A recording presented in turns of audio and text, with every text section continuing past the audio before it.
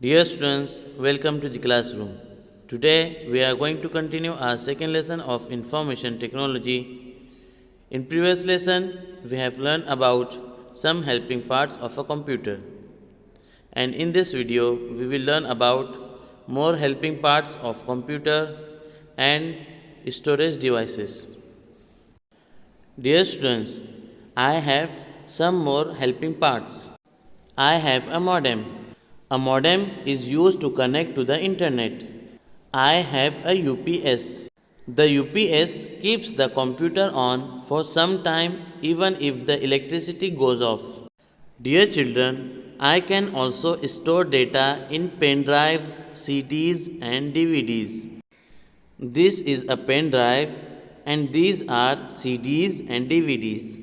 These storage devices are used to store text, sound and pictures. So dear students, in this video we have learned about some more helping parts of a computer and storage devices. So watch the video carefully.